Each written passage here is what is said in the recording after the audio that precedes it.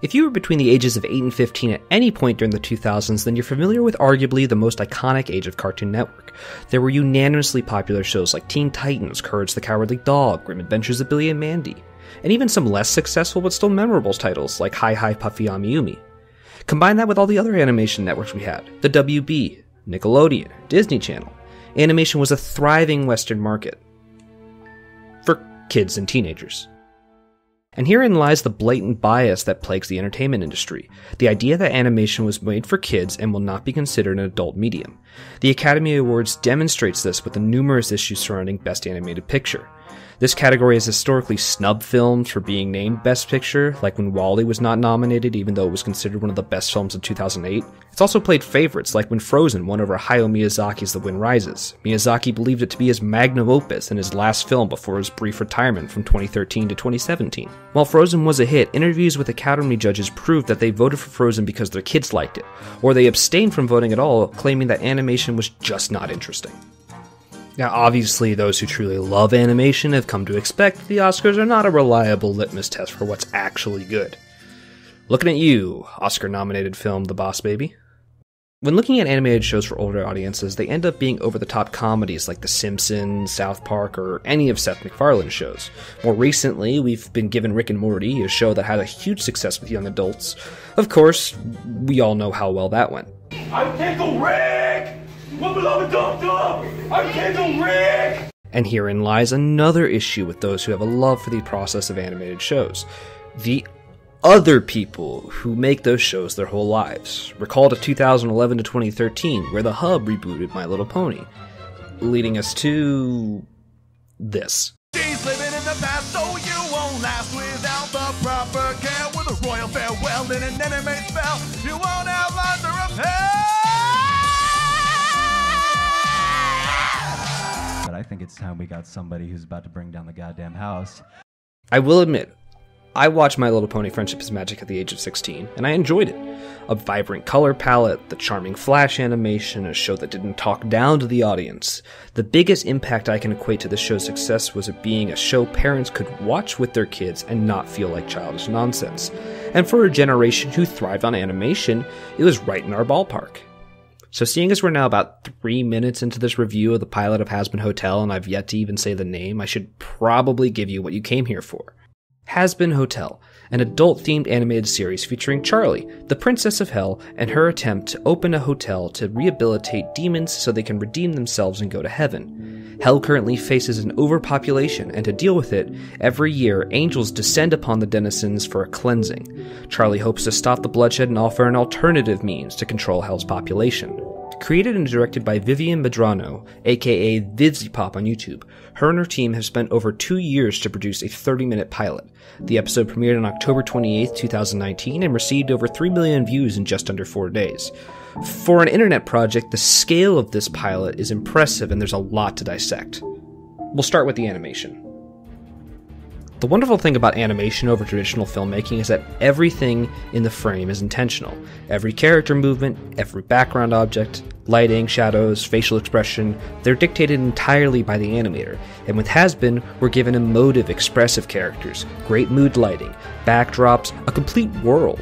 Oftentimes animation will limit physical movement to save time animating each frame, but Hazbin goes all out, with posturing and gesturing far and above most shows. Now, while it is impressive, remember that this one episode took years to assemble.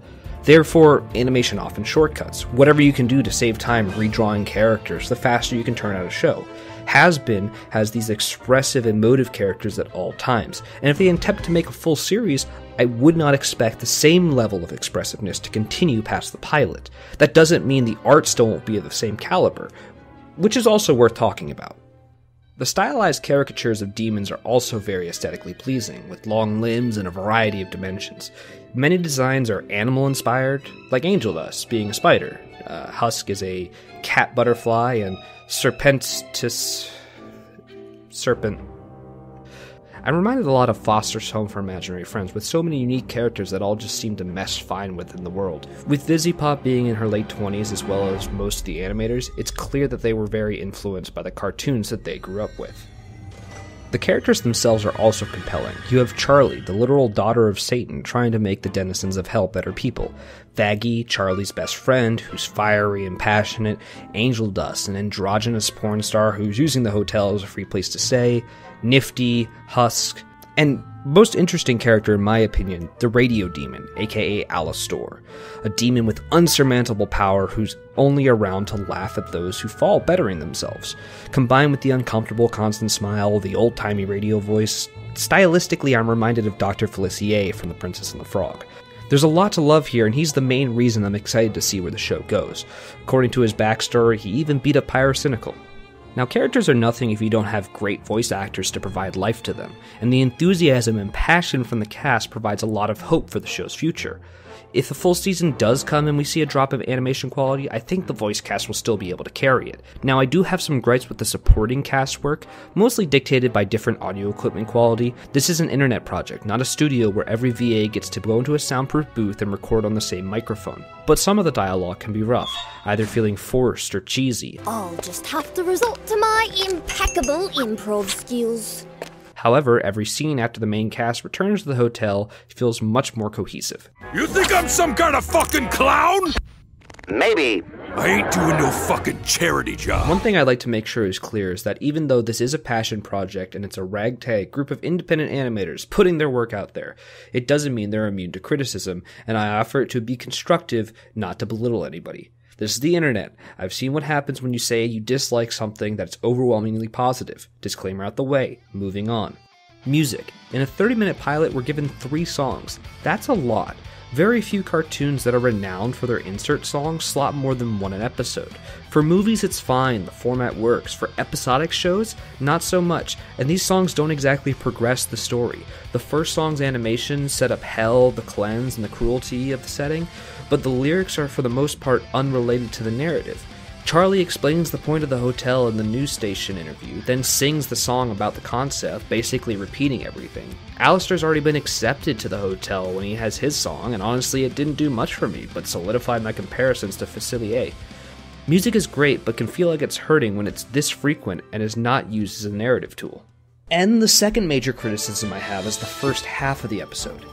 It's all over the place. We have Charlie singing from her balcony, then we're swept away to Angel Dust, immediately to Serpentis and Cherry Bomb, and suddenly back to Charlie at the news station.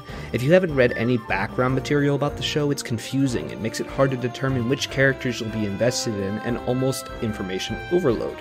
It wasn't until we were in the limo ride back to the hotel that things seemed to become more cohesive. Imagine if the show had opened with the limo ride, discussing the events from earlier in the day, and having a flashback to those sequences. You'd have more attachment to the characters based off the brief intimate interaction, and it would calm some of the chaos. Now on to the biggest question, and I think the biggest issue that is plaguing Hazbin Hotel. Who was the show made for? I understand it's a passion project from the cast and crew, but that's not a sustainable reason to make it. You need a demographic, an audience who will watch. Personally, I believe that those in their 20s are clamoring for an animation project that targets them. As I said, we had a golden age of cartoons to grow up on, and getting something to watch later in life would be great. Look at the boom in anime culture. As the younger generation who loves cartoons has matured, we've continued to look for animated work with more mature tones. Hazbin, though, walks an odd line between Adult Swim special and middle-of-the-day cartoons.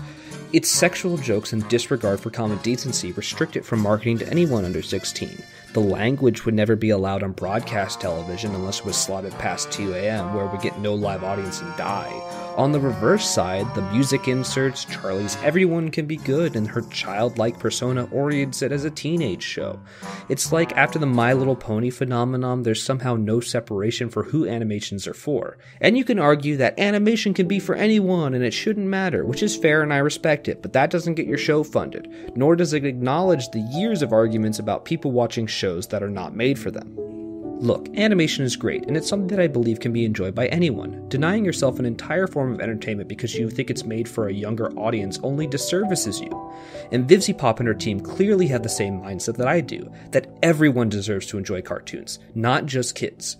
I'm excited to see where Hazbin goes from here, after years of effort poured in from a dedicated group of friends. I just want them to come to terms with while this may be the show they want, they're going to need a broader appeal if they want a studio to fund this. And hey, a studio might not be the answer. Even VivziePop has mentioned kickstarting the project. But with no oversight, and after it took so long to make one pilot, who knows how much money and time it would take to kickstart a whole 13-episode season. My recommendation, if you truly would like to see more Hazbin Hotel, share it. I was unsure after the first time I watched it if it was worth it, but the more I thought, the more I wanted to see what could be done. The pilot was complete. Beautiful animation, realized characters, amazing sound design, even to little inserts for characters emoting. It's pure animation, and I love that. So congrats VivziePop and your team, and we'll see where Hazbin goes for the next few years.